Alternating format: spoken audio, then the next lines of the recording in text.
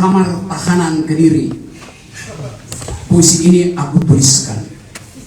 Di sini aku berdiri untuk memulai perlawanan.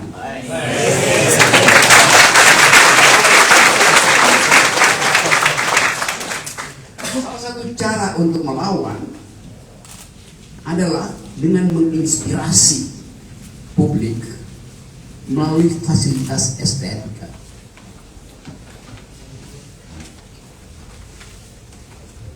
Kerawang Bekasi. Kumpulan energi yang diwariskan pada kita oleh seorang seniman yang paham politiknya adalah republikanisme, itu Khairil Anwar.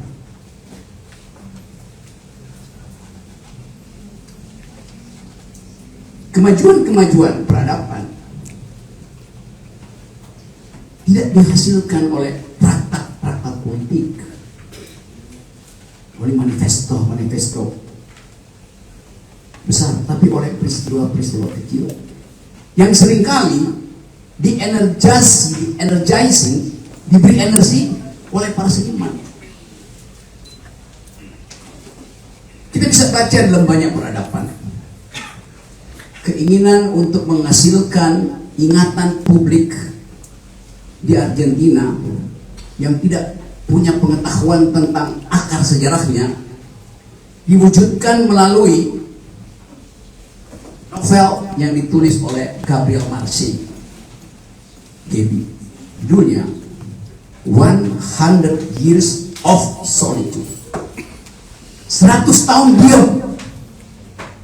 Karena Argentina nggak tahu dia tuh apa. Lalu kita lihat bagaimana Argentina berubah, menemukan identitasnya, kemudian ideologi masuk mengubah identitas dari militerisme pergi pada demokrasi, balik lagi militer. Tapi kita bisa hidupkan kembali wacana republikanisme ini melalui uraian-uraian pendek yang pernah ditulis oleh mereka yang menginginkan supaya republik ini diasuh oleh akal pikiran melalui tulisan. Nah, itu kita akan baca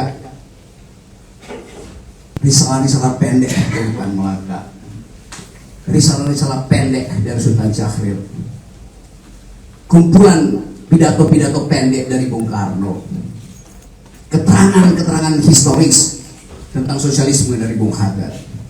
Jadi pendiri republik ini pertama-tama adalah penulis, bukan tokoh politik. Karena bagi mereka ide itu harus diinvestasikan melalui pendidikan publik. Bung Karno tetap seorang orator, tapi di dalam pikiran Bung Karno ada logika, ada dialektika. Hatta menuntun bangsa ini untuk tahu bahwa arah perubahan harus dituntun oleh prinsip keadilan sosial. Karena itu diajarkan koperasi, diajarkan tentang sosial demokrasi. Sultan Syahrir dari awal memilih untuk tidak mau jadi politisi, tapi karena dipanggil oleh sejarah, dia jadi politisi. Tapi dia menolak untuk memimpin negeri ini karena menganggap bahwa Bung Karno lebih tepat. Lalu dia memilih menulis traktat pendek, Our Struggle, perjuangan kita.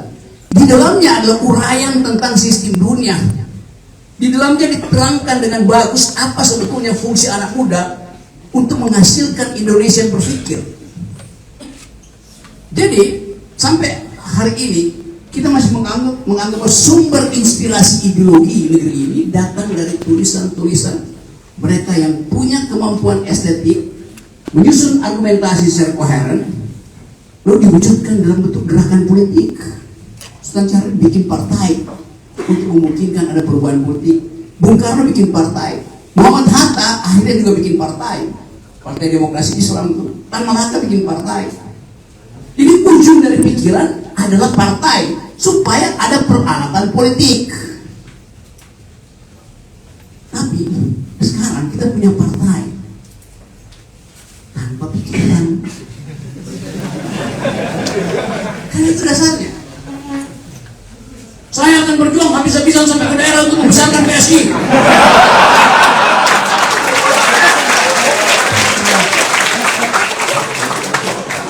Kamu tanya mana traktat PSI? Itu perjuangan kita.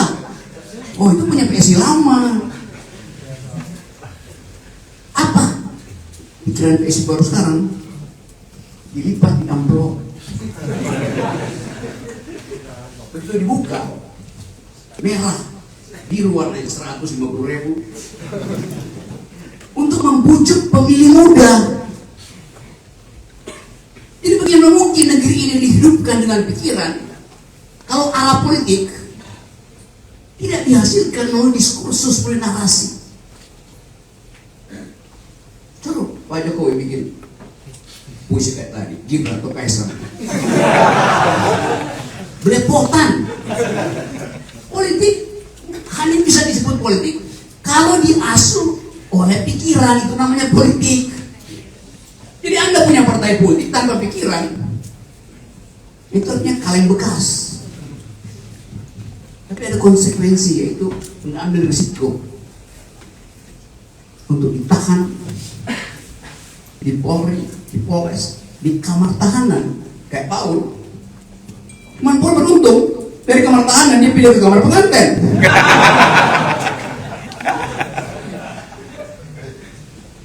Tapi kita sama-sama di sini ada di dalam kamar pikiran yang tidak ada dindingnya. Satu-satunya kamar yang tidak boleh ada dinding adalah kamar pikiran, supaya semua orang telanjang memperlihatkan kedunguannya. Yang kita pertontonkan mesti kedunguan, supaya kita dikoreksi. Ada orang yang dulu nggak mau dikoreksi karena dia bikin tembok, sehingga kita nggak bisa nonton. Padahal kita bisa tahu orang yang bikin tembok nggak mau pikirannya dikoreksi, pasti orang dungu di dalam. Pikiran hanya disebut pikiran kalau ada yang membantah. Kalau Anda berpikir, Anda ucapkan pikiran itu, dan semua orang tepuk tangan, itu artinya Anda lagi kampanye. Kalau Anda berpikir, Anda ucapkan pikiran itu, dan tidak ada orang yang membantah, itu artinya Anda lagi berdoa. Jadi, pikiran hanya disebut pikiran kalau dipertengkarkan. Artinya apa? Konsekuensinya, kebebasan berpikir artinya kebebasan untuk mempertengkarkan pikiran. Kalau Anda punya kebebasan berpikir, dia ngomong, bebas berpikir. Oh iya, bebas berpikir tanpa sasaran, itu namanya. Berpikir hanya disebut berpikir kalau diarahkan untuk membantah pikiran orang lain. Itu namanya berpikir. Hanya disebut berpikir kalau pikiran itu diarahkan pada kekuasaan. Itu namanya berpikir. Jadi pikiran memerlukan sparring partner. Artinya perlu argumentasi. Nah, problem kita di Indonesia, ada republik yang mengurus res, yaitu urusan publik, tapi tidak ada nalar publik tempat kita bertengkar. Gak ada nalar publik. Jadi sangat berbahaya bila isi republik itu tidak dihuni oleh pikiran. Poin pertama dari kuliah ini adalah republik dirancang untuk mengorganisir public reason.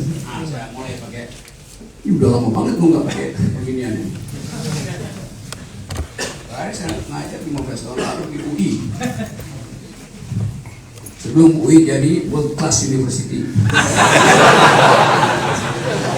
Sekarang UI jadi UI World Class University.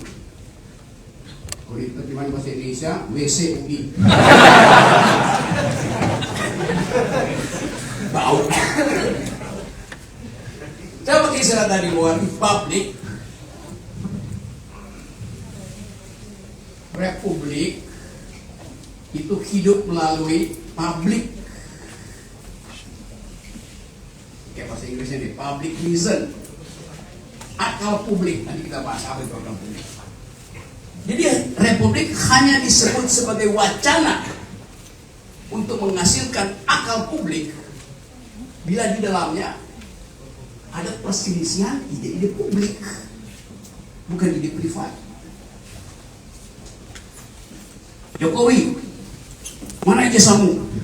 Gak bisa, saya tidak bisa tunjukkan. Itu milik privat saya. Harus tunggu keputusan KIP, Komisi apa namanya? Informasi Publik, untuk menerangkan bahwa ijazah Jokowi itu adalah milik publik. Kenapa? Karena dia mendaftar untuk jabatan publik sebagai wali kota, sebagai presiden. Itu kan memalukan. Apa yang mesti minta izin pada KIP? Sebetulnya kalau mau jujur Pak Jokowi bisa bilang, ya oke, biasa ijazah publik. Tapi periksa dulu, apakah pemilu itu urusan publik? Lu bongkar lagi di Mahkamah Konstitusi. Hal yang simpel, begitu dia mendaftar ke wilayah publik, maka seluruh peralatan administrasinya pindah dari dalam rumah, pergi ke ruang berpikir, itu ruang publik. Ini bayangkan misalnya, 2 tahun nggak bisa, saya kasih fotokopinya aja. Mana coba? Jadi ini contoh pertama bagaimana ruang publik itu dihindari karena takut berdebat. Padahal ruang publik dirancang untuk public discourse. Jadi kita benahi dulu kesalahan berpikir. Kalau itu punya Joko Taruk, nggak mungkin saya tagih karena Joko Taruk bilang saya nggak punya ijazah. Saya tidak menyembunyikan ijazah, saya menyembunyikan selendang bidadari.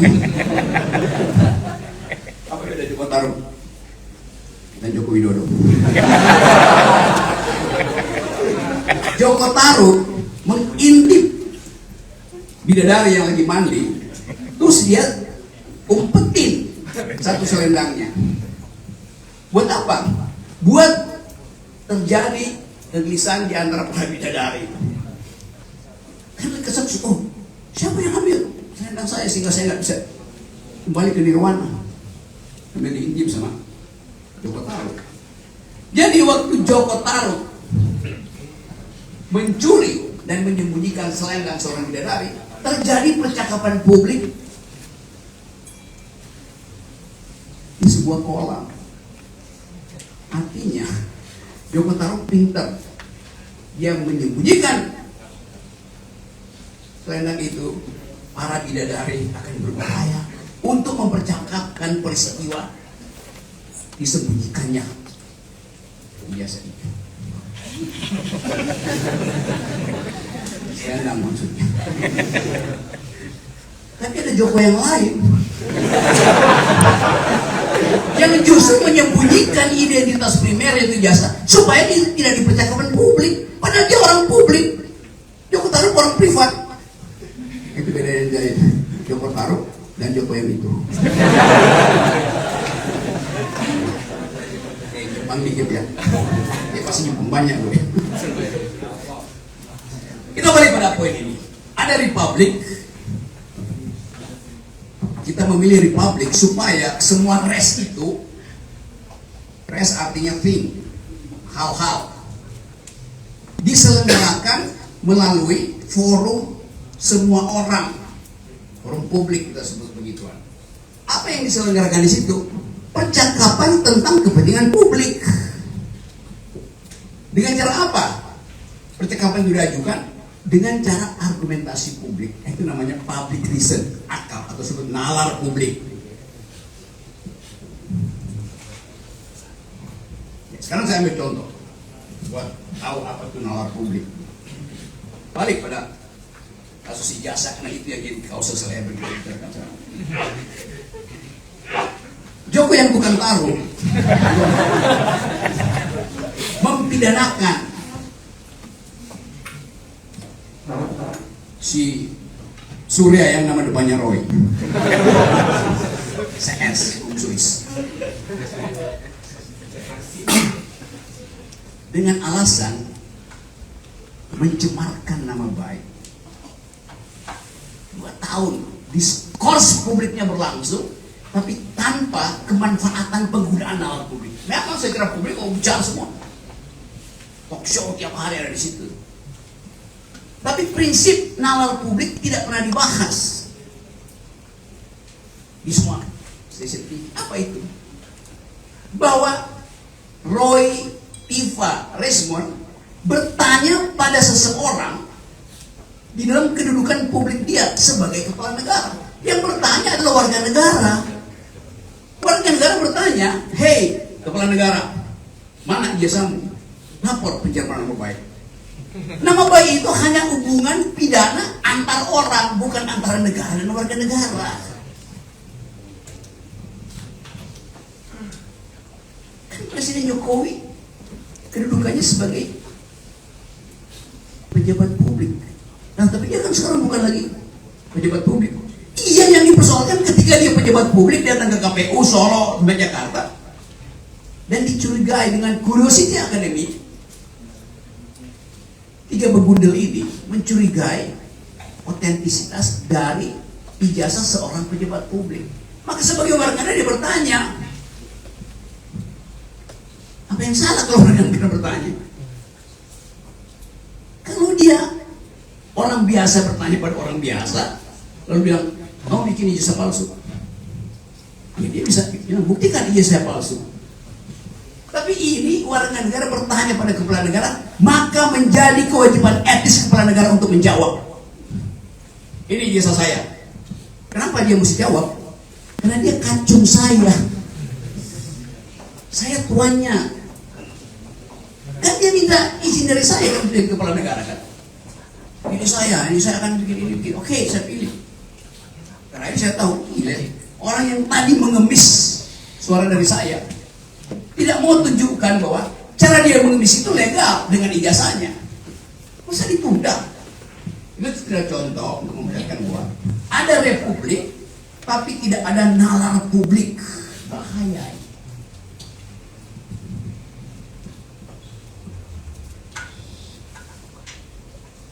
Nah, isi percakapan di Akademi Republik adalah mengurai hal-hal khusus yang disebabkan tidak ada kesempatan bagi anak-anak muda ini untuk berdebat dengan dosen, dengan guru, dengan kepala desa, dengan pimpinan partai. Ini yang membahayakan nasib Republik. Kalau Anda masuk nanti 2029 di kotak suara tanpa pengetahuan tentang ide politik, tanpa tahu apa isi Republik, tanpa mengerti sejarah pemikiran para founding parents sendiri ini, coba kita tanya di sini, dari Anda yang ada di sini, siapa yang tidak paham dan tidak cemas dengan kerusakan lingkungan? Yang tidak cemas. Siapa yang cemas? Siapa yang cemas? Semua Anda cemas. Oke. Isu publik hari ini yang harus diolah di dalam Republik adalah kecemasan, anxiety. Ini anggap aja terbaca nih. Dari 400 orang yang ada di kuliah pertama ini. Terus kita dalilkan pada PSD, dalilkan pada Golkar, dalilkan pada PAN. Ada 400 orang yang cemas terhadap keadaan publik, terhadap keadaan lingkungan loh.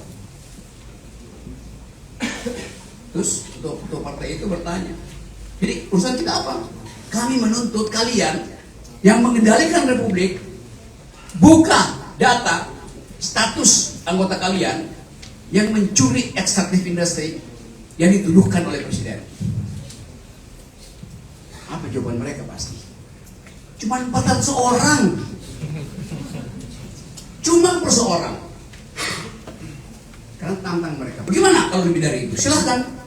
Kalau perlu, riset. Nah, kita jebak mereka. Riset tadi pagi menurut World Bank, 91% orang Indonesia peduli terhadap kerusakan lingkungan. 91%. Dengan mudah kita dalilkan bahwa kalian 120 juta pemilih Indonesia do speak environmental ethics. Sekarang cari tokoh nasional yang mau maju 2009 dan paham tentang climate change. Siapa? Jokowi.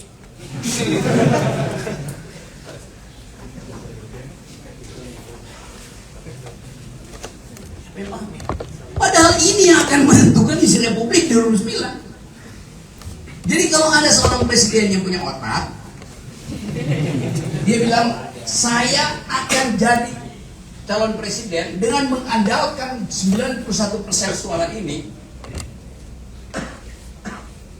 yang konsepnya adalah perlindungan lingkungan.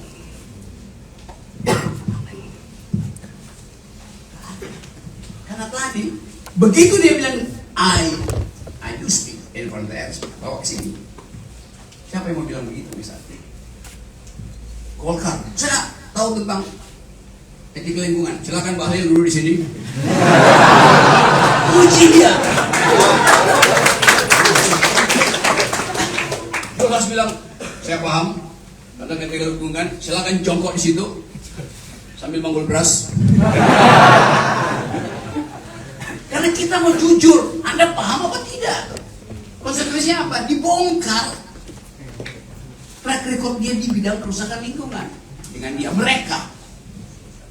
Itu namanya kita menggunakan nalar publik untuk menghidupkan ide republik. Itu kita sebut tadi metode untuk menghasilkan narasi publik adalah dengan argumentasi langsung tentang isu utama yang sedang dihadapi oleh publik. Jadi fungsi akademi ini adalah membatalkan mereka yang punya ambisi untuk memimpin republik tanpa punya etika publik, tanpa punya nalar publik. Itu poin pertama. Jadi dari awal Anda akan belajar di dalam upaya untuk membatalkan kedemuan politisi dan pemimpin yang lagi cari panggung. Sekarang Anda berpikir, Anda mau ambil risiko itu. Kalau Anda ingin ambil risiko itu, saya teruskan kuliah ini. Kalau enggak, saya berhenti di sini. Karena itu perjanjian sosial kita, sosial kontrak kita hanya di situ.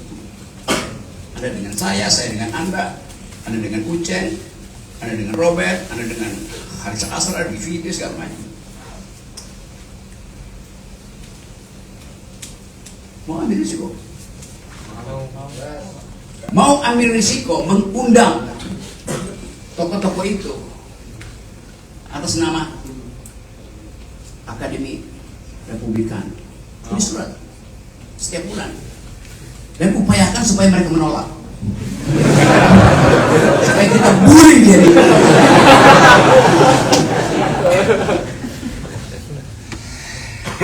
Kalaupun dia datang sini, upayakan buat dia jadi dumbo di sini. Itu maksudnya bikin akademi beginian. Kalau soal teori baca aja di internet, nggak paham tanya pada artificial intelligence. Tetapi perubahan politik tidak sekedar didasarkan oleh pertukaran pikiran, tapi oleh posisi ideologis yang jelas. Sampai situ dapat. Karena saya masuk pada bagian kedua, posisi ideologis. Itu mesti pesan GoFood. Aku apa dari sini?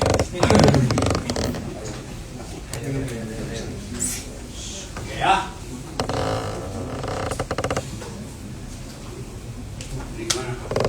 Dapat ya poin ini ya? Si publik, nalar publik, dan kondisi mutakhir dari kepublikan. Dapat ya? Oke.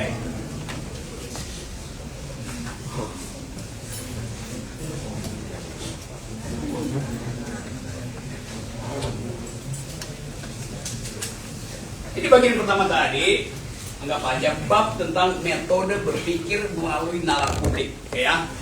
The public use of reason, itu kita. Public use of reason. Di bab satu tadi. Kalau kita bicara tentang yang tadi saya sebut aktivitas politik adalah upaya untuk mengubah kondisi konstitutif. Jadi aktivitas politik, apa? Kamu pilih buat saya apa?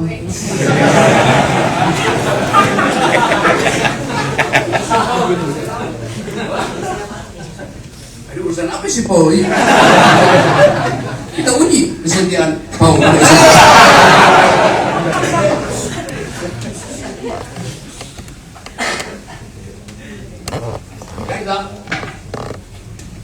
Coba lihat posisi ideologis dari Akademi Republik ini di dalam konstelasi. Ini tuh cuma ditempelin aja kok. Ya, Enggak ya. ini. Coba kita Capek ya berdiri. bikin peta kecil tentang ideologi itu. Kita pakai pinjam cara berpikir Cartesius tentang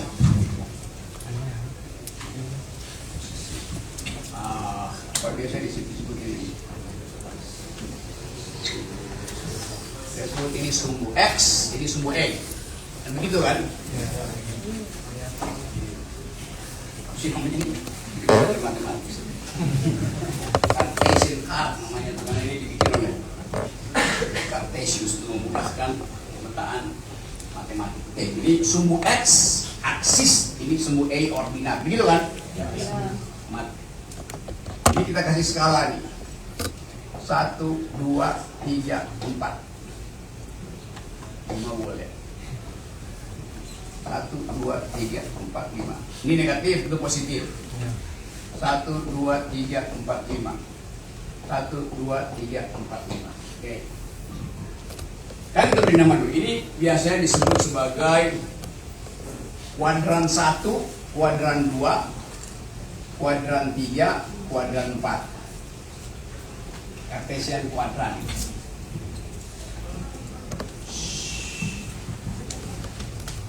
Sekarang kita beri nama. Sumbu X saya sebut sebagai sumbu politik. Jadi X itu sumbu politik. Sumbu E itu sumbu ideologi. Okay.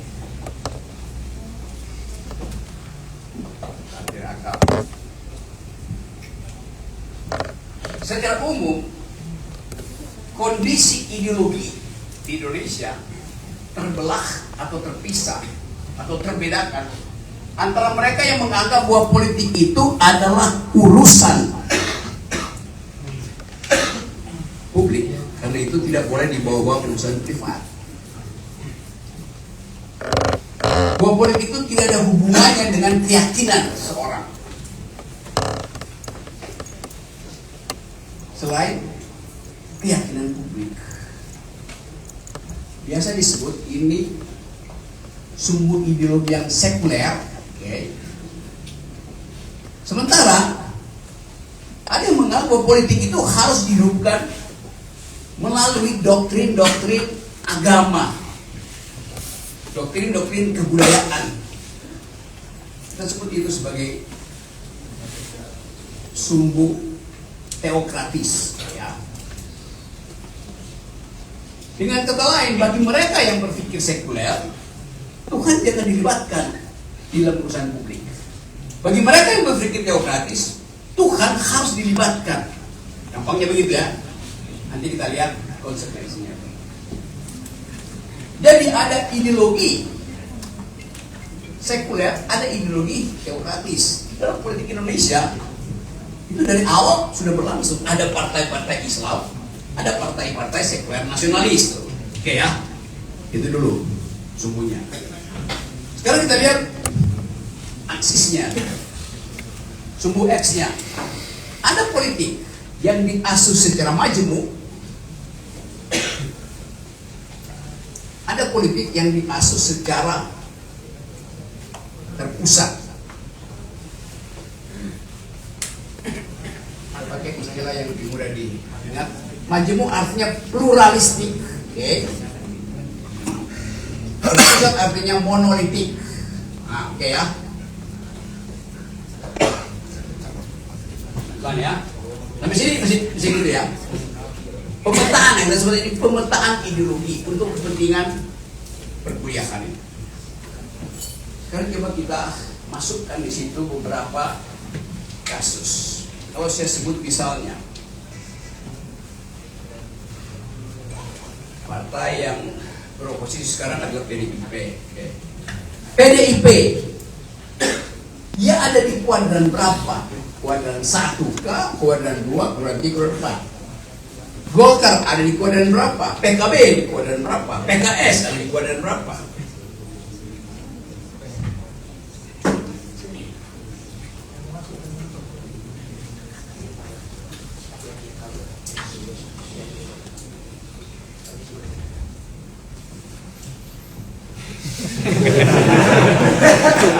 Telat Pak, telat. Kuliah telat. Kuliah telat dua.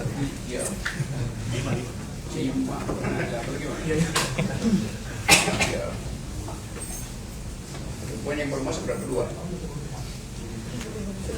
lagi 3.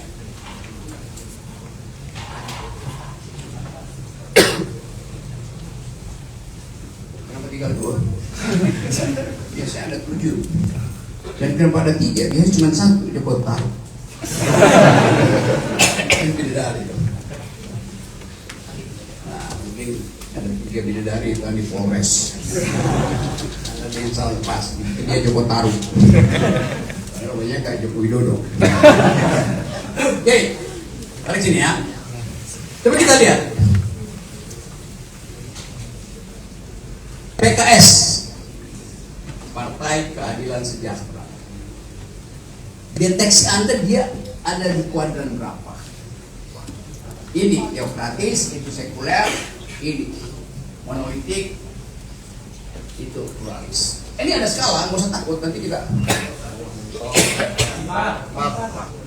Dia ada di wilayah teokratis, jelas. Karena ada unsur agama yang sangat kuat di situ.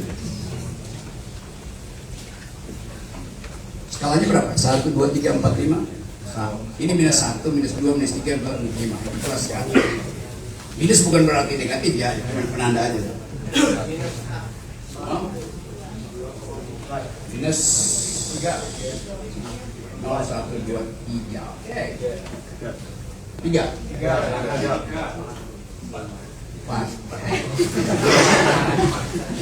Ini PKS di dalam sumbu X, di dalam sumbu E. Sekarang sumbu X-nya di sini apa di situ? Sifat politiknya. Kanan. Oke, kanannya berapa? 2. Sekarang kita tahu. Ini PKS. Ideologinya ada agama Islam tentu saja. Kultur politiknya agak monolitik. Anda mesti kasih dalil kenapa? Ada Dewan Suro misalnya yang punya kedudukan final. Oke, nggak ada soal. Ini cuma pemetaan aja.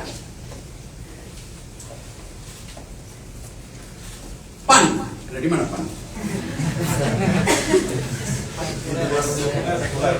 Oke. Ini PAN itu nggak peduli dengan nilai agama ya.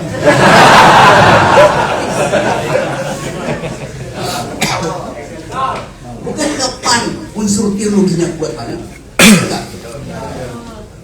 Karena basisnya Muhammadiyah kan. Tapi mungkin dia nggak peduli lagi dengan teologi karena dia tergoda dengan geologi. Tambang.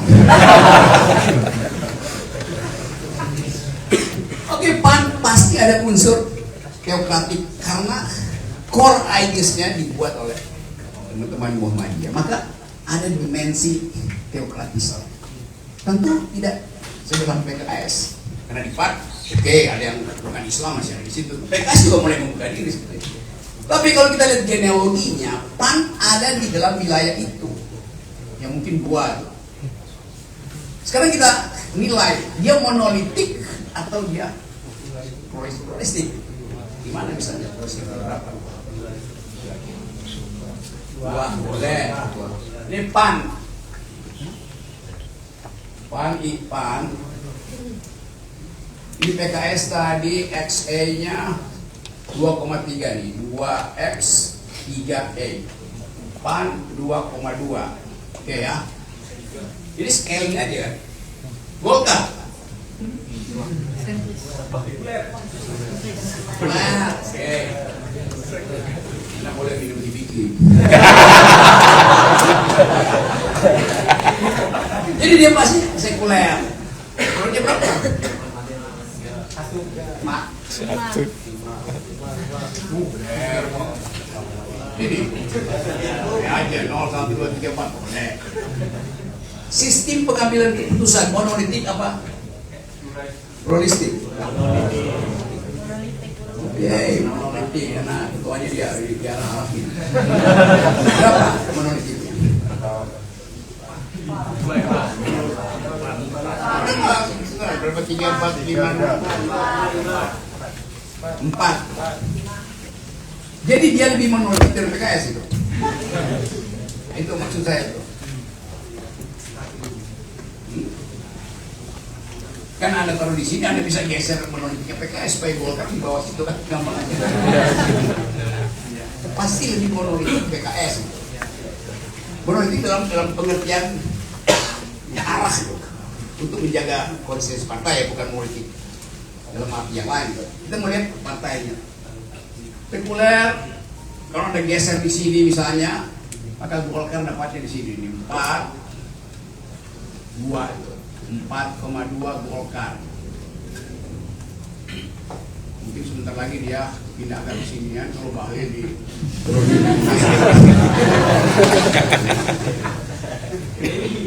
PDI. Sekuler pasti. Kondisi politiknya monolitik. Melampaui PKS atau sebelah? Kenapa? 5. Karena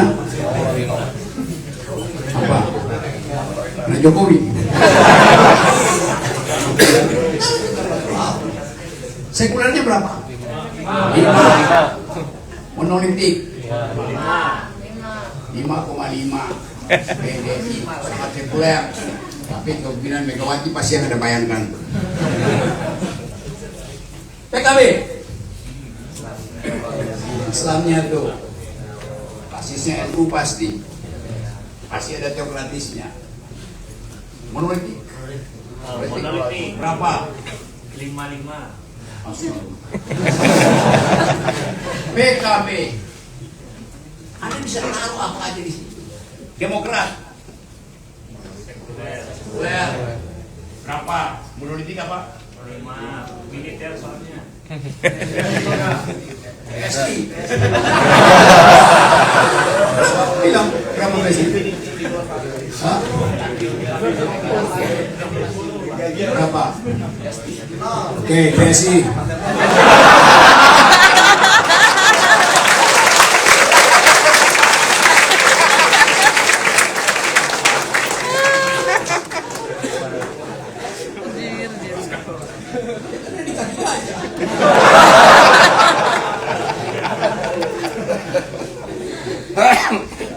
Jadi kita lihat peta ideologi Indonesia segini. Kalau Anda ingin Akademi Republik di mana? Anda mau taruh di sini ya Republik, di sini apa di sini? Saya ingin wilayah kosong ini kita isi itu. Kita ingin ada pertengkaran pikiran di sini. Penanda pertama dari masyarakat sekuler adalah mau bertengkar untuk isu publik. Kita tidak ingin Akademi Republik ini diolah secara monolitik. Kita ingin dia plural. Nah, wilayah ini kosong.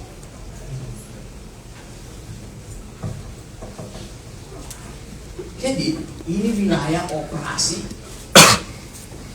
Akademi Republika. Yang dari awal udah kosong, nggak ada orang yang mau habis-habisan plural, habis-habisan sekuler. Apakah Anda sekuler Anda tidak bertuhan? Orang yang paling sekuler, orang yang paling beragama. Karena dia bisa pisahkan antara urusan publik dan urusan pribadi.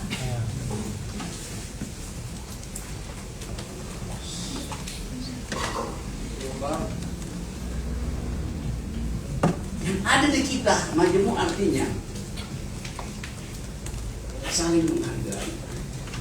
Oh ya, Islam hargai, Kristen hargai, Buddha hargai, Hindu hargai Islam. Oke. Mereka saling berhargai, saling mereka menghargai sambil mereka bersama-sama memusuhi orang yang tidak beragama. Demokrasinya itu. Dari awal saya mau bilang itu. Dia saling toleran, tapi mereka tidak toleran pada orang yang tidak beragama. Bukan tidak bertuhan, tidak beragama. Kenapa? Karena di KTP mesti ditulis. Padahal itu adalah urusan privat, nggak ada urusan publik di situ. Itu mesti clear dari awal. Kenapa di KTP mesti ada tulisan ini Islam, ini Kristen? Ideologis kayak itu? Ideologi publik kayak itu? Itu cuma administrasi. Kalau lu celaka di jalan, lihat KTP-nya, gak ada yang ngaku, lu dikuburin di wilayah Kristen apa Islam, itu aja. Tapi jadi problem sekarang. Jadi saya inginkan posisi ideologi kita ada di kuadran 4. Dan itu yang kesepakatan di antara para pengajar. Kita nggak peduli bertuhan kayak nggak bertuhan 5, bertuhan 7. Anda nggak peduli pada Tuhan, nggak ada soal. Yang disoal kalau Tuhan nggak peduli padamu. Jadi buat fair, saya mulai dari situ supaya terbuka nanti bahwa kita mengolah wilayah Republik yang tanpa isi hari-hari ini. Ini wilayah kosong, kuadran 2 itu kosong. Harusnya kuadran 2 ini diisi oleh akademisi, diisi oleh masyarakat sipil. Sekarang nggak ada partai yang mau di situ, takut dibilang nggak beragama.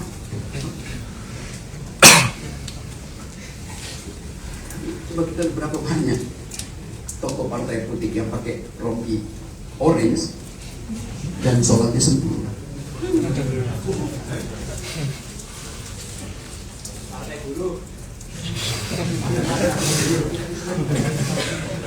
Siapa?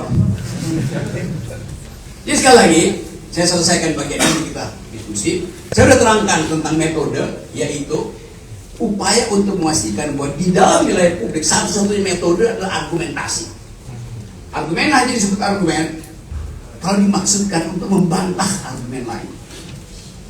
Kebebasan berpikir harus disebut berpikir kalau kita bebas untuk membatalkan pikiran presiden, membatalkan pikiran ketua partai, membatalkan pikiran dosen. Itu namanya kebebasan berpikir. Dapat begitu ya? Method sudah, posisi ideologi sudah. Oke. Kuliah pertama itu sekarang kita cakap-cakap supaya seterusnya kuliah kita dibasiskan pada metode itu di dalam lokasi politik di kuadran 2. Yang nggak setuju, mesti kuliah supaya fair. Oke. Cukup kan? Oke. Ada yang tertinggal, ada yang tercacat, dan susulkan. Silakan. Oke, terima kasih. Teman-teman langsung aja. Ada yang mau berargumen? Bertanya? 3 dulu ya. 1, 2, 3. Silakan.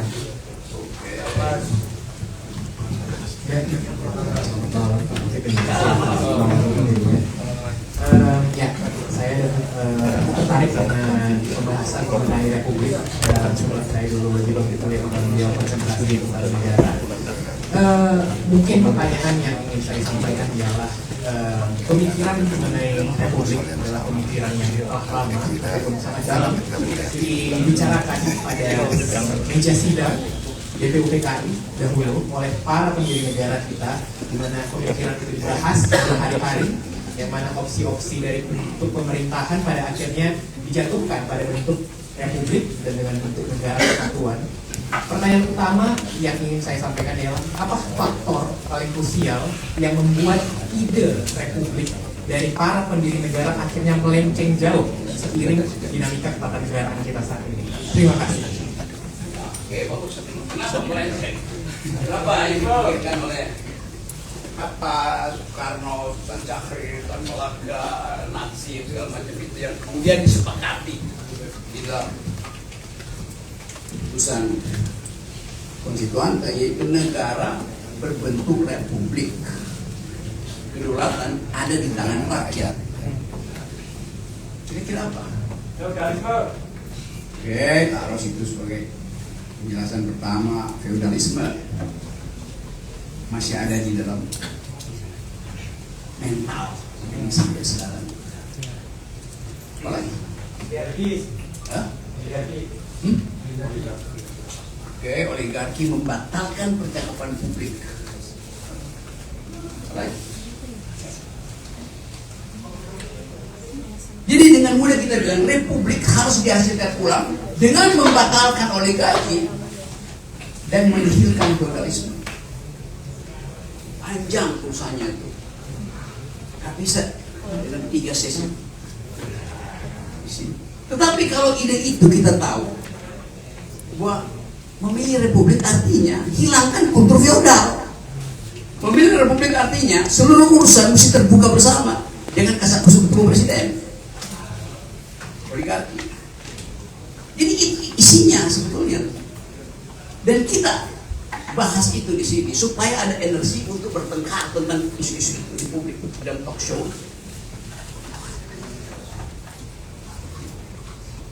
Kita bisa bahas itu secara Marxis. Itu artinya ada kondisi di mana negara tidak mampu untuk mengambil jarak dari kapitalisme.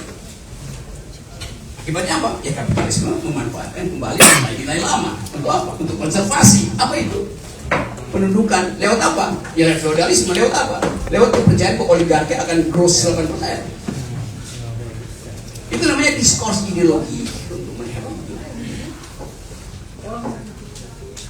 Tapi yang jelas kita paham bahwa potensi memperluas ide republikanisme ini caranya adalah dengan menggeser sumbu X ke bawah dan menggeser sumbu E ke kanan. Gimana supaya wilayah ini kita perluas? Jadi geser, ini geser di sini, ini geser di sini. Nah, sekarang 2026, 2027 kita ingin wilayah itu jadi lebih besar. 2029 kita ingin dia lebih besar lagi. Di wilayah ini makin lama makin besar. Nah, fungsi dari percakapan hari ini mencari kader untuk memperlebar wilayah itu. Dengan kata lain, perkecil demokrasi, perkecil monolitik. Dapat jadi itu? Iya.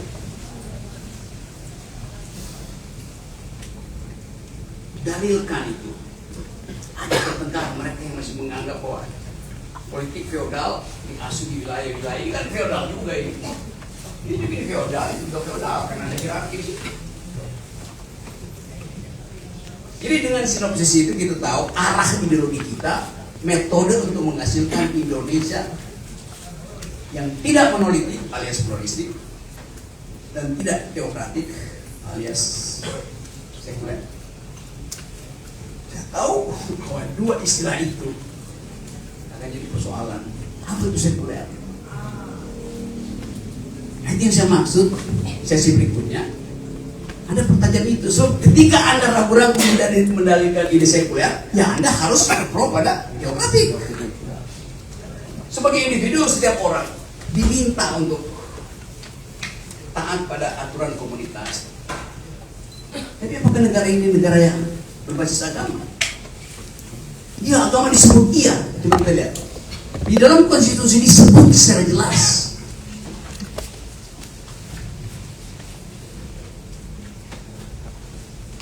Negara menjamin hak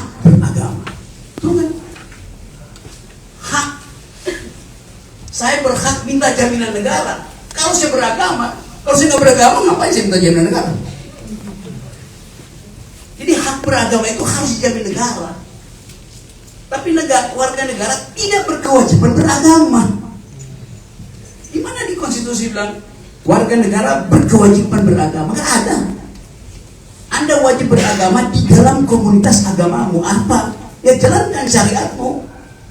Kristen hidup itu wajib. Aturannya aturan privat di dalam komunitas. Clear nggak itu? Jadi istilah agama disebut sebagai hak. Hak itu sifatnya fakultatif, bisa dipakai, bisa tidak dipakai. Kalau saya tidak beragama, artinya saya golput dalam urusan agama, tidak memakai hak itu. Mungkin besok saya pakai hak itu. Kalau agamanya diperpanjang jadi 7. Jadi itu intinya. Jadi kita pakai untuk nalar kita ya. Jadi jangan takut bertengkar dalam soal itu. Kan negara beragama. Mana yang disebut ada? Setiap warga negara berhak mendapat perlindungan negara untuk menjalankan agama. Iya, untuk orang beragama. Lain kalau diwajibkan semua orang beragama. Jadi dari awal pendiri Republik ini mengantisipasi bahwa agama itu adalah urusan privat. Negara jangan campur tangan di situ. Kecuali negara tahu WA grup Pradewa. Oh, negara itu tak huruf terhadap akhirat tuh ngapain negara? Atur orang, biarkan agama itu menjadi keyakinan esoteris setiap warga negara, setiap individu. Itu mesti kita hormati. Jadi sikap Republik adalah menghormati urusan privat manusia. Jangan campuri.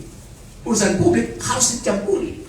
Melalui apa? Tadi metode penggunaan nalar publik. Jadi kita tidak akan menyentuh wilayah privat yang suci itu. Justru kalau kita sentuh, dia menjadi tidak suci lagi.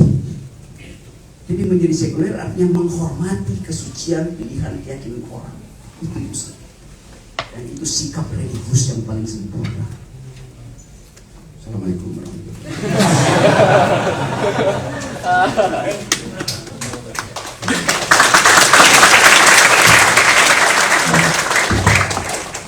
Selamat malam semuanya, saya Robi. Sebelumnya, sebelum masuk pertanyaan, aku mulai resah karena kebetulan aku sekolah di Solo yang baru-baru ini jadi tempat wisata, bentar lagi tempat wisata juga. Ada tembok ratapan Solo yang baru itu. Bentar lagi bakal banyak yang sowan karena mau Idul Fitri ini pejabat-pejabat.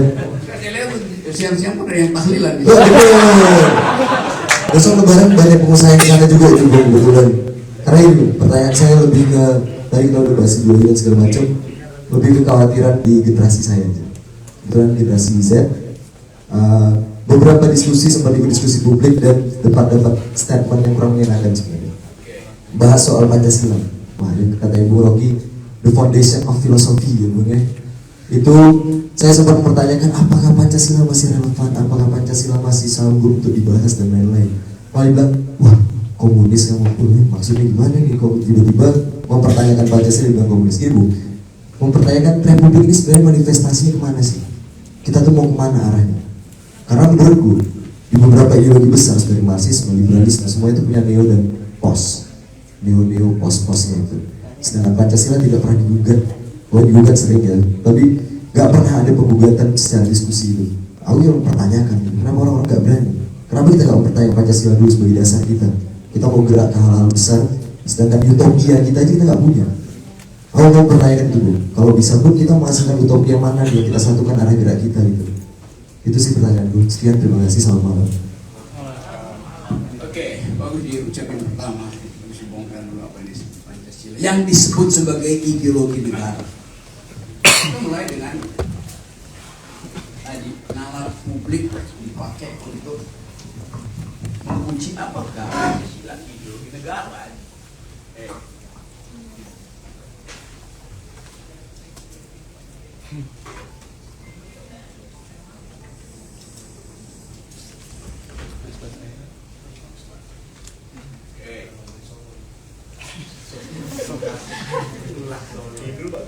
Kita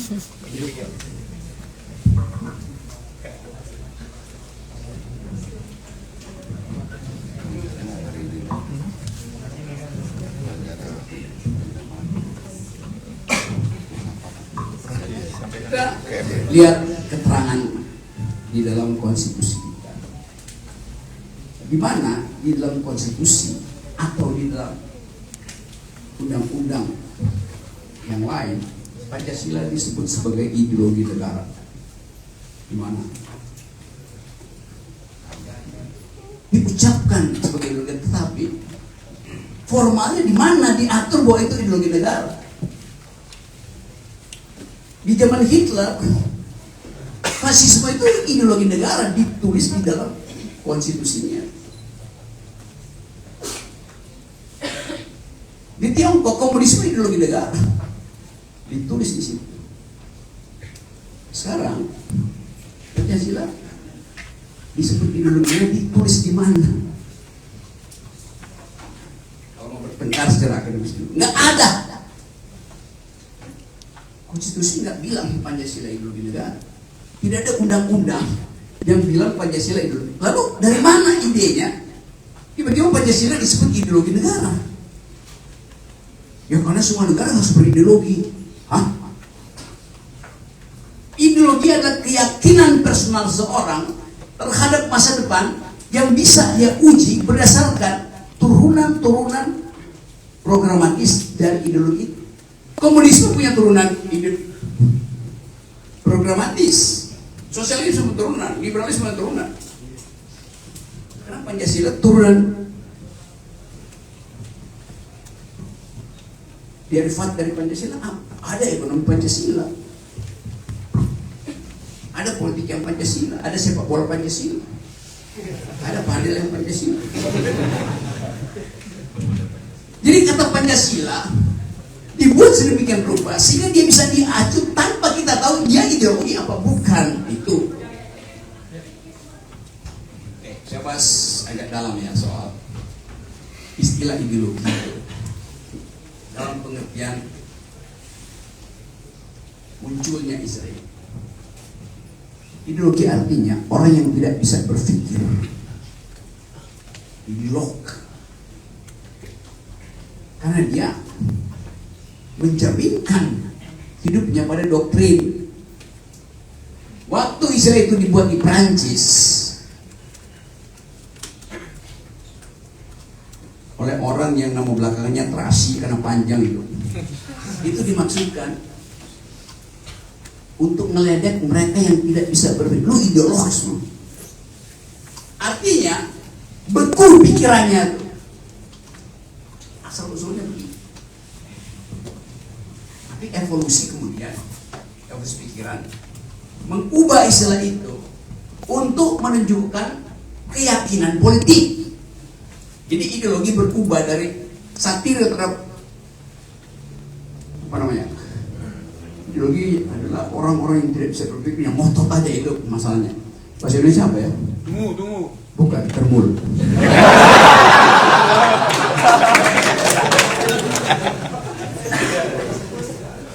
Itu maksudnya. Tapi kemudian itu dipakai untuk menerangkan ini. Jadi dari istilah yang sifatnya melecehkan, dia kemudian menjadi istilah yang produktif untuk menuntun percakapan politik. Nah, itu partai politik menganut ideologi.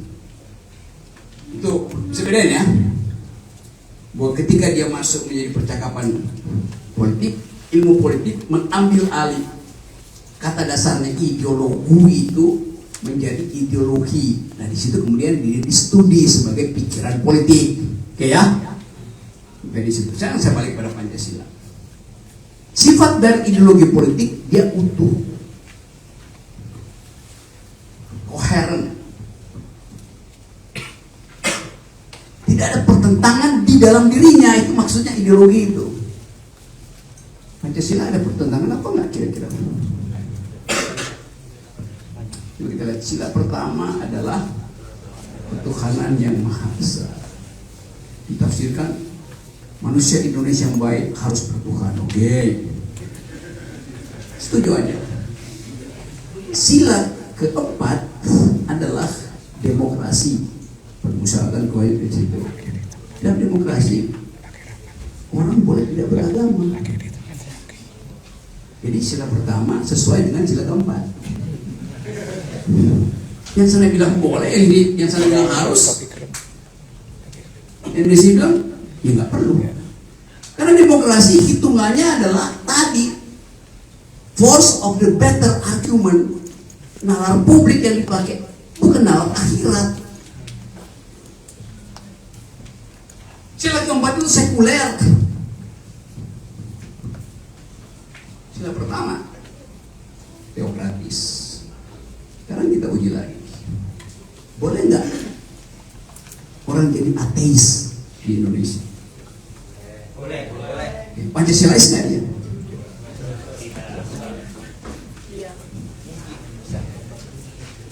Sila pertama punya ketuhanan yang Maha Esa, artinya ada entitas yang lebih tinggi dari manusia, betul tidak? Di dalam sejarah intelektual itu namanya teokrasi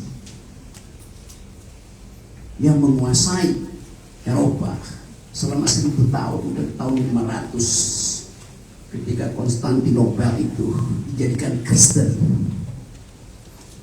oleh Sultan Konstantin, oleh Raja Konstantin. Lalu tumbuhlah kekuasaan gereja selama 1000 tahun yang disebut sebagai the Dark Age of Eropa, abad gelap, karena dikuasai oleh gereja.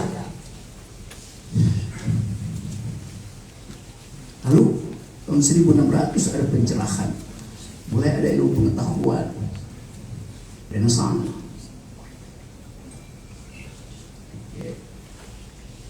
Renaissance artinya kembalikan kehidupan publik, bukan andalkan pada Tuhan, tapi andalkan pada persahabatan dan kecerdasan manusia. Sila pertama itu di abad 15 adalah ketuhanan yang Maha Esa. Abad berikutnya berhenti teokrasi, diganti oleh humanisme, kemanusiaan yang adil dan beradab.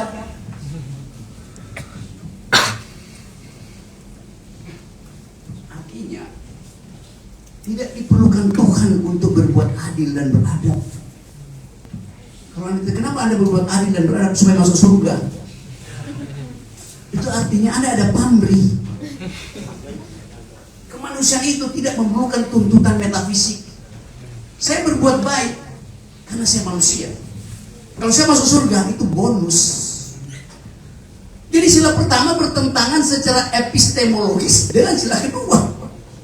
Sila pertama tentang ketuhanan, sila kedua tentang kemanusiaan. Humanisme itu ada pembatalan terhadap teokrasi gereja Katolik di Eropa, itu intinya. Saya terangkan itu berkali-kali. Asal Rocky Gerung nggak percaya Tuhan. Oh, bukan nggak percaya Tuhan.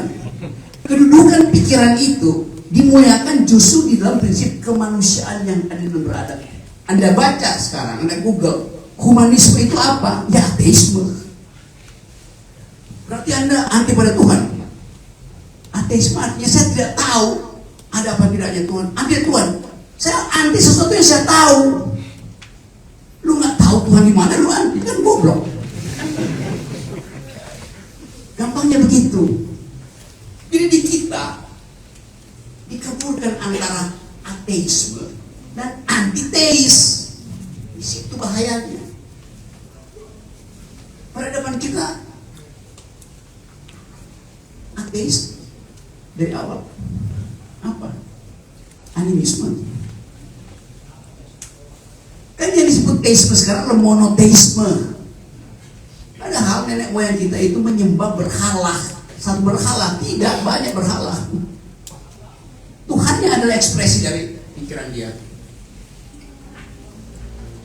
Bagus nggak kalau monoteis? Bagus. Tapi kenapa yang politeisme itu salah? Bukankah nenek moyang kita politeisme, animisme? Monoteisme adalah agama-agama timur, tidak. Monoteisme itu agama-agama barat. Termasuk Islam dulu itu bagian dari barat.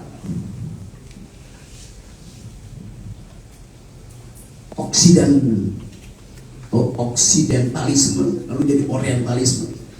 Jadi monoteisme itu agama impor. Terus ya kita jujur, Islam dari mana?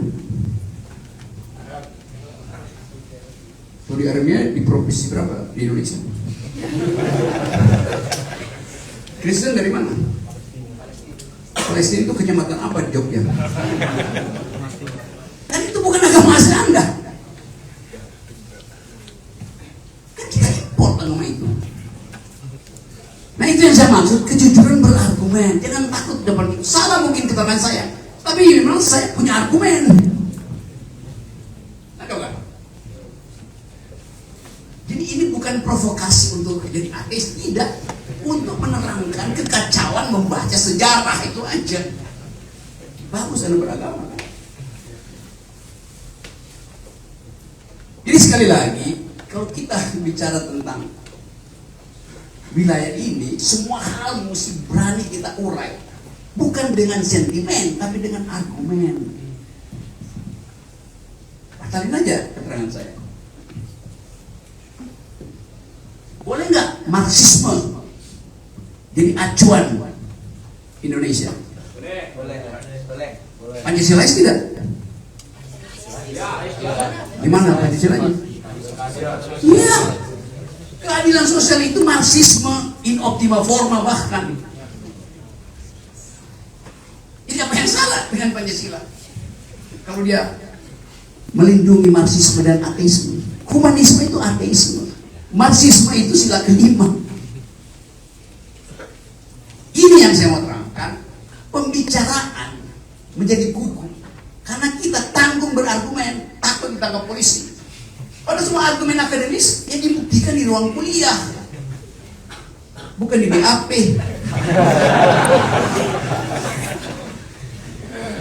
Jadi sekali lagi, teman-teman, kita legakan bahwa ini bangsa didesain untuk bertengkar dari awal. Kesalahan para pemimpin takut bertengkar. Kenapa? Demi NKRI, demi persatuan. Oh, oke. Kenapa diperlukan persatuan? Karena kita berbeda-beda, maka diperlukan persatuan. Begitu cara berpikirnya. Bukan versi Jokowi, demi persatuan tidak boleh ada perbedaan. Kan kacau logika aja. Prabowo juga udah mulai ikut-ikutan begitu. Kira-kira fair, ini argumen aja. Ontologi bangsa ini adalah kemajemukan. Oleh karena itu diperlukan persatuan. Jangan dibalik. Karena ada persatuan, demi persatuan tidak boleh ada perbedaan. Lo ontologi kita perbedaan kok. Etnis, ras, keyakinan, sexual orientation itu aja. Jadi sekali lagi, kita akan masuk dalam percakapan yang berbahaya. Ikut dalam materi. Tapi kalau Anda tidak ingin menyodorkan pikiran dalam kondisi bahaya, Anda jadi pengecut. Karena Anda diperintah oleh akal untuk eksplisitkan pikiran. Semua kitab suci memaksa Anda untuk berpikir, karena itu ada interpretasi. Apalagi soal Pancasila, kenapa nggak boleh diinterpretasikan? Bible ada interpretasinya, Quran ada interpretasinya. Kenapa Pancasila nggak boleh? Karena ketakutan bahwa negara ini akan pecah. Kalau pecah emang kenapa? Kalau pada akhirnya terjadi federalisme, dan ternyata human development index kita tumbuh ketika negara jadi federal. Kebebasan berpikir tumbuh ketika negara jadi federal. Kecerdasan tumbuh ketika federal. Kemiskinan hilang ketika federal. Bukankah itu perintah konstitusi? Cerdaskan kehidupan bangsa, hilangkan kemiskinan.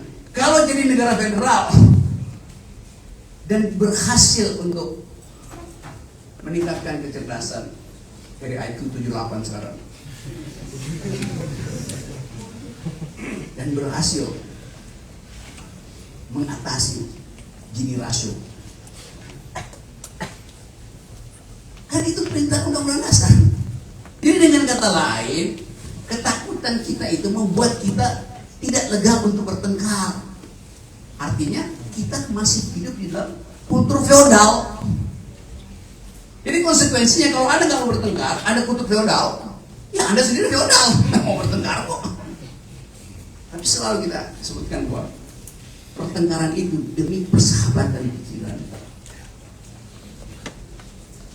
Ucapkan argumenmu, bantah dengan argumen.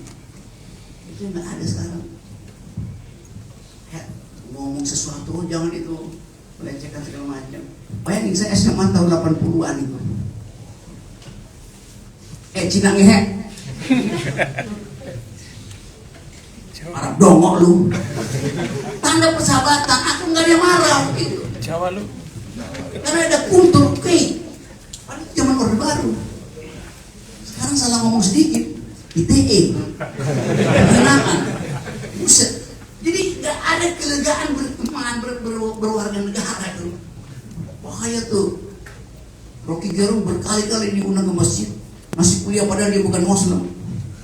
Loh, saya ngasih kuliah di masjid karena diundang untuk bicara wilayah muamalat yang adalah wilayah sosiologi, bukan soal akidah.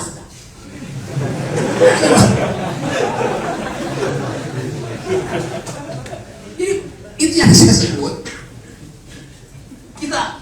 Saya, Robert, Haris, Bivitri, Uji segala macam merumuskan satu kondisi yang menemukan bahwa Eko, Paul menganggap Indonesia ini berhenti berpikir karena wilayah kuadran 2 ini nggak ada yang isi, semuanya di sini. Padahal ini wilayah untuk berdebat. Anda bisa isi lagi apa di situ? Anda misalnya, Anda berlokasi di mana? Kuadran 2. Anda udah mulai ikut kuliah.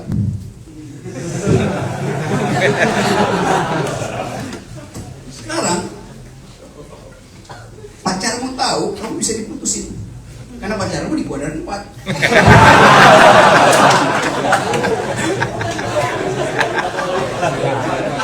Tinggal Anda pilih, Anda bisa pujuk dia atau Anda terpujuk oleh dia. Pokoknya diterangkan dia di Pak yang diterangkan oleh Rocky Gerung, diterangkan oleh Eko, diterangkan oleh Paul, oleh Robert, oleh Bivitri, semua itu adalah dosa.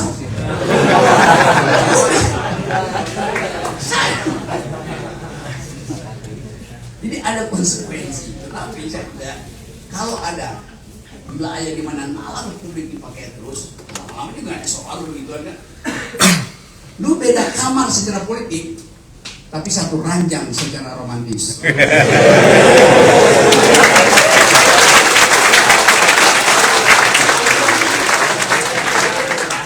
Ya, oke, yang lain.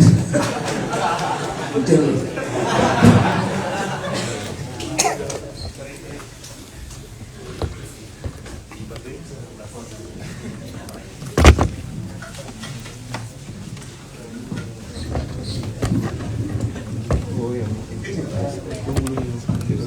Cek.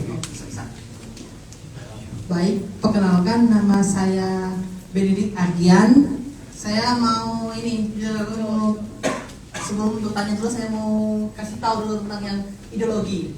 Nah, saya jujur ya, partai politik Indonesia ini kayak miris banget ya jujur. Tidak ada kiri, malahan kayak ya udah Pancasila aja. Menurut gua Pancasila itu bukan ideologi, itu falsafah loh. Semua orang bilang itu bukan ideologi, kan sudah semua terstruktur. Ada sosialisme lah, ada agama lah, ada demokrasi lah. Jadi ya lengkap aja. Cuman pikiran-pikiran boomer sama pikiran politisi itu kayak sebet banget sih. Orang kita. Nah, jujur ya, saya ada impian mau ingin Indonesia ada punya partai progresif, partai anak muda. Dulu ada partai yang singgung-singgung yang gajah-gajah, tiba-tiba partai dinasti. Aduh, itu mirip kayak kejadian yang kasus saya suka di luar negeri ya, aku pas di luar negeri dulu. Nah, ini tahun ini di Thailand melaksanakan pemilu. Nah, jujur ya, di Thailand itu kan ada partai-partai yang spektrum politiknya kiri dan kanan. Yang kiri yang progresif itu partainya Pita sama Tatapong, namanya People Party. Sedangkan kalau yang militer namanya sama yang konservatif, kalau yang bisnis anu PM sekarang itu Bung Jaitai, sama yang militer itu Palang Pacarat dan UTN di Thailand.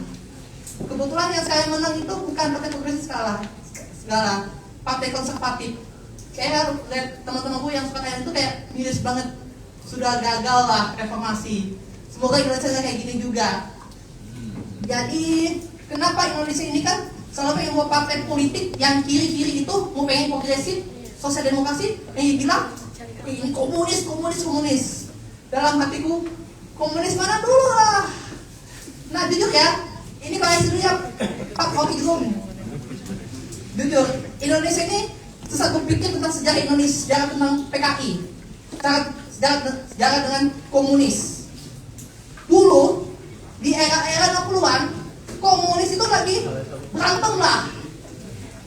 Sino split, perang Uni Soviet dan Cina lagi berantem tuh, gara-gara Khrushchev jadi sekjen. Dia berpikiran Khrushchev ini lebih pintar ketimbang Mao Zedong.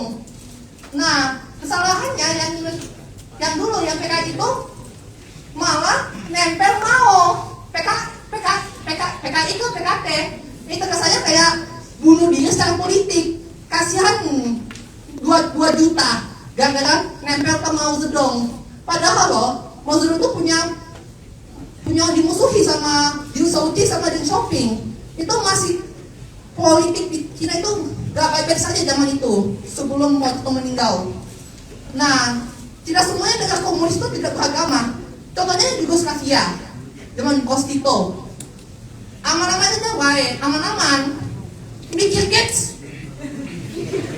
Ini harus koreksi sejarah Indonesia ini. Biar masyarakat Indonesia jangan sampai dibodohi oleh argumen-argumen yang kesalahan propaganda yang tolol ini. Nah, kemudian saya mau bertanya dulu ya Pak, kenapa Indonesia ini selalu, partai-partai Indonesia ini selalu asasnya yang ideologinya ngomong Pancasila, apapun itu Pancasila semua. Padahal Pancasila itu ideologi, tapi kok partai-partai politik bilang Pancasila itu ideologi, bla. Hei, mikir dong.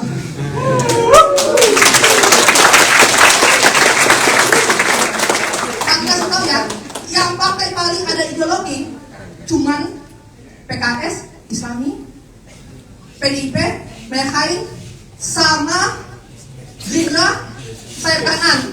Sekarang kan Gerindra kan sama Donald Trump, gitu. Sama partainya. Jadi itu saja Pak. Sebelum penutup, saya jujur ya aku pakai yang ini. Ini dari terinspirasi dari Gen. Kebetulan saya ada jurusan hukum. Namanya karakter yang dari Gen namanya Genshin Impact. Gen kenal. Saya juga.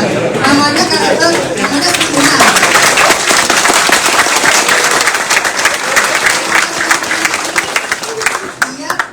Dia itu kan aktor, dia itu latar belakangnya hukum dan pimpinan di region tersebut, region Fontaine. Sedangkan aku jurusan hukum. Ilmu hukum, kesamanya sama hukum itu. Saya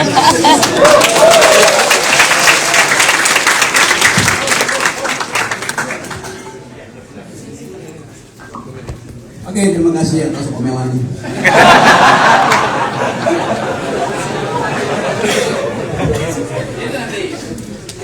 Itu pembahasan adanya di kuadran 30.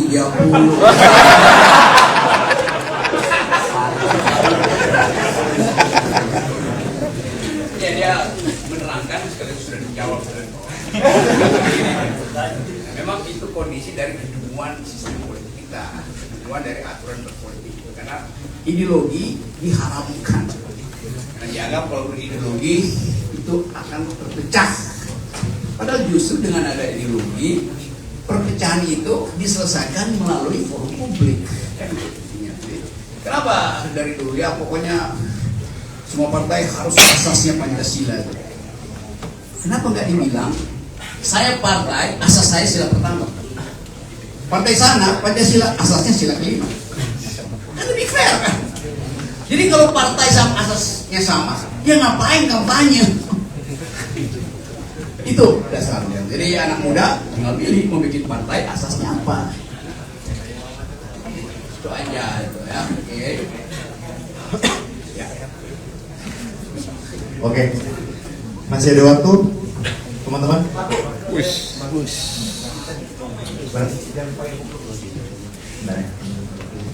Baik. Saya yang telat. Dan terakhir ya, harus nanti gue.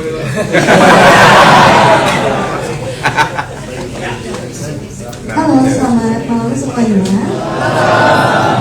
Terima kasih. Tadi temannya ada yang dari Solo, saya dari Bali. Sebenarnya tadi saya sempat berharap kalau misalkan bakalan ada kelasnya ini di Bali, ternyata di Mataram. Sebenarnya tadi sempat ada muncul pertanyaan ketika Bung Rocky tadi menyebutkan bahwa ini akan menjadi kultur akademis gitu.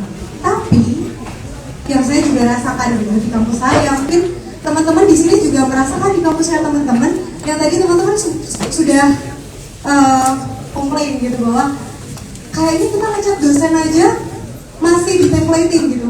Kultur feodal itu juga ada di kampus sendiri, benar kan? Teman-teman ngerasa nggak sebenarnya kultur feodal itu juga ada di kampus sendiri kan?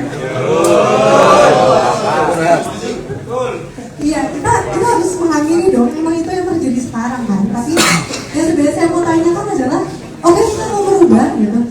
Kalau kita mau merubah, apa yang harus dibongkar terlebih dahulu? Padahal akademisi ini yang masuk dalam dunia pendidikan ini juga melegalkan feodal itu sendiri.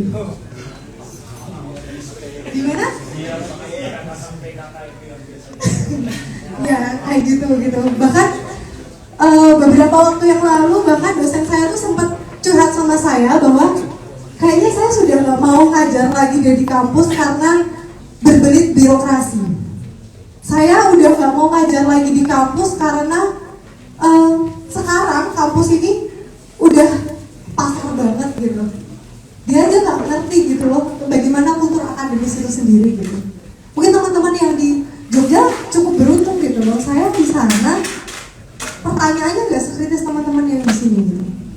Jadi kalau misalkan mau ini dijadikan kultur pendidikan akademis, itu yang dibongkar di awal gimana? Karena balik lagi tadi kalau misalkan yang ada di kampusnya sendiri aja feodal gitu. Itu yang pertama pertanyaan saya. Yang kedua, kalau tadi dibilang untuk masyarakat sipil, sipil seperti apa? Itu yang saya mau, Bung Rocky mungkin definisikan sipilnya seperti apa, karena akan menjadi elit banget kalau hanya kita yang ada di sini, atau hanya teman-teman yang ada di kampus akademis saja yang bisa ngerti gitu. Tapi kita juga harus paham bahwa kita yang ada di kampus itu kita lemparkan ke pedesaan, bisa nggak kita ngasih tahunya? Susah gitu. Emangnya di Indonesia buku yang dijual di sini itu termasuk murah? Enggak. Enggak ada yang.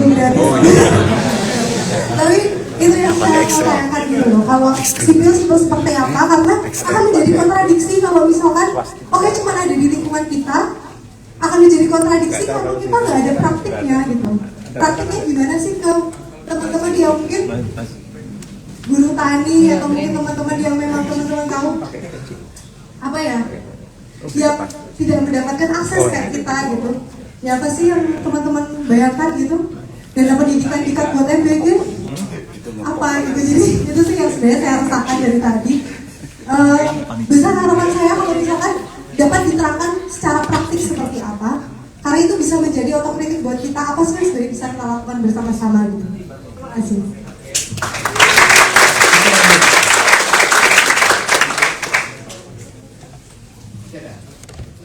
Terakhir ya.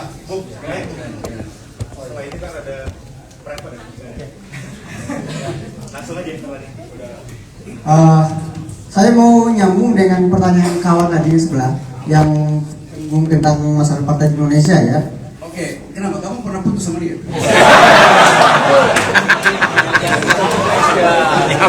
Pernah putus. Jadi apa ya? Kita mahasiswa itu harus jujur, karena di Indonesia mahasiswa itu selalu jadi sebuah kegagalan. Dan itu selain dari persoalan sejarah dan propaganda di Orde Baru, sehingga bagi orang Indonesia, apalagi mahasiswa yang pelajari tentang ilmu marxisme, komunis dan segala macam, seolah-olah ngapain dengan macam itu kan. Nah, jadi karena kita akan menyentuh pada persoalan gerakan mahasiswa ya, urusnya apa yang selalu jadi acuannya adalah apakah gerakan hari ini yang selalu kita laksanakan tentang pembangunan sebuah partai, gitu kan? Kita sudah membicarakan sebuah metode, teori dan seluruh politik alternatif yang kita bicarakan ya. Namun sejauh ini kan yang menjadi perdebatannya adalah tentang kawan-kawan dalam lingkup organisasi atau bahkan dalam konsolidasi sekalipun bicarakan tentang arah gerakan rakyat ini kita kembali kemana, gitu kan? Ada juga yang berjuang tentang perubahan sistem secara totalitas melalui ekstrak parlementer. Nah juga bisa kita masuk dalam sistem itu untuk mengubah dari dalamnya segala macamnya. Tapi kan itu kan menjadi apa ya? Menjadi persoalan ya. Cuman untuk menghancurkan sebuah sistem yang hari ini kita katakan adalah sistem kapitalisme yang masih kuat, itu yang mencekik seluruh kehidupan manusia. Itu tidak cukup hanya sebatas wacana, aksi dan segala macam, tidak. Karena kita ini menghadapi situasi yang benar-benar sangat menakutkan gitu loh. Nah, karena karena tadi soal lingkup partai ya. Nah, di luar lingkup gerakan mahasiswa sendiri yang selalu membicarakan tentang wacana pembangunan partai, apakah gerakan mahasiswa saat ini membutuhkan namanya partai nggak kira-kira? Kalau itu membutuhkan namanya partai seperti apa kita butuhkan? Apakah partai massa ataukah partai revolusioner? Terima kasih. Sekian. Itu dua pertanyaan yang saling membatalkan. Apakah kita perlu partai mahasiswa? Kalau diperlukan, apakah partai massa atau partai kader? Anda jawab dulu pertanyaan pertama, baru pertanyaan kedua. Jadi itu juga kita baca itu retoriknya, bahkan di tingkat itu. Jadi Anda ingin harus ada partai mahasiswa, anak muda, tinggal pilih masih gelap harus masa, kan begitu. Bukan Anda bertanya apakah diperlukan. Oke, karena Anda salah bertanya, semester depan saya kasih ilustrasi agak umum ya, termasuk dari Bali. Ini akademi Republikan, bukan partai politik. Jadi dimaksudkan membekali kalian untuk bertengkar dengan elit. Itu dulu. Karena yang feodal kan elit kan. Tapi mesti diterangkan dulu pada rakyat. Ya kalau Anda terangkan pada rakyat, rakyatnya butuh waktu untuk memahami Anda. Lebih mudah membatalkan hegemoni elit daripada Anda pergi pada rakyat. Karena rakyat sekarang jadi ingin diasuh oleh koperasi dan MBG. Jadi begitu dulu tuh. Jadi satu waktu kalau Anda udah sesak penuh surplus dengan ide itu, baru Anda organisir sesuatu. Dengan cara itu Anda tidak punya ketakutan mengorganisir. Nanti kalau Anda jadi aktivis yang betul-betul berani ditangkap polisi tanpa argumen, Anda masuk UI.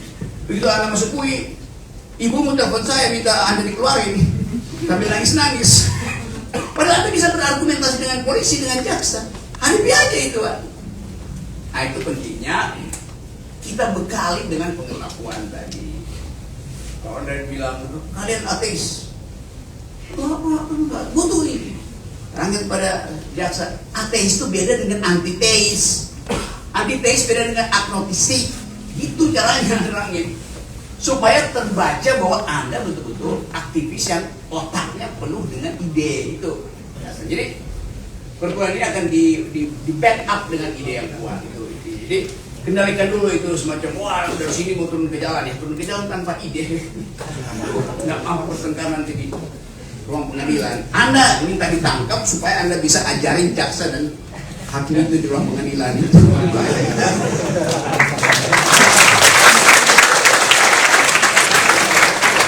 Udah gue cerita. Yang kedua, diam-diam bonus demokrasi akan gagal. Karena statistik menunjukkan kita mengalami depopulasi. Jumlah kelahiran drop terus. Pemerintah targetkan 2 anak pertumbuhan penduduk. Sekarang tinggal 1,6. Artinya banyak anak muda yang menikah tapi tidak ingin hamil. Itu yang kita mesti baca. Frustrasi menghadapi ekonomi atau ada perubahan proses metabolisme dalam tubuh kan mesti dipelajari. Ada dari fakultas kedokteran nggak sih yang belajar kedokteran? Mau dokter menjadi apa, dokter apa? Hah? Kejiwaan, psikiatri, bener. Jangan jadi dokter ginekolog. Gak akan ada pasien karena nggak ada wanita mau hamil. Maksudnya begitu. Jadi Anda bagus jadi psikiater. Gitu. Tapi jangan buka klinik Jogja karena di sini akal sehat semua. Jadi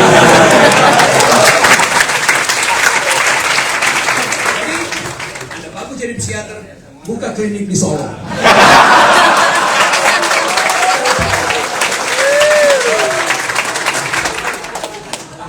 Oke, teman-teman, terima kasih.